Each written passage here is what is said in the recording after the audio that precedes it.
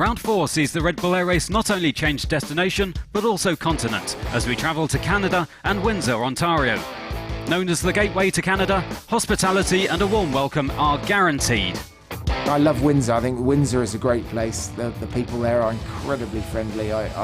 Last year when we went there for the first time, I was bowled over with the hospitality of the Canadians there. So I'm looking forward to that. Okay, Windsor, I like it quite a lot because it's not one of those fancy towns.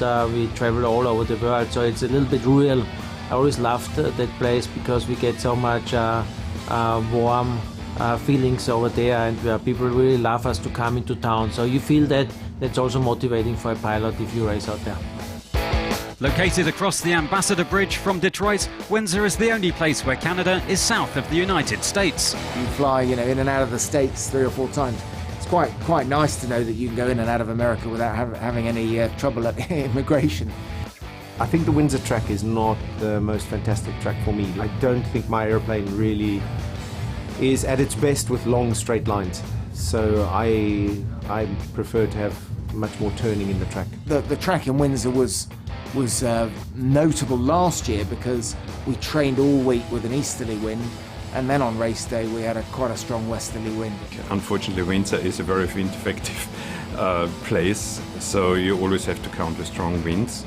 The racetrack in Windsor is along the river, pretty much, with changes from north to south and back again, with turning maneuver, with the split quadro, with 2 open knife-edge gates, which is flown as a horizontal turn, and then back more or less in a slalom along the river to the pull-up gate on the other side, and then the same way on the way back out.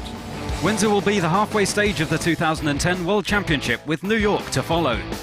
Definitely there is New York from a marketing point of view, to win New York has a little bit of prestige probably. I think we're all very much looking forward to New York for a number of reasons. First of all, New York as a venue, but also the track looks pretty interesting to me. It looks like it's very small and very tight. Round 6 will see the air race move to Europe, visiting Lausitz in Germany, the Hungarian capital Budapest, and then Portugal for the season finale.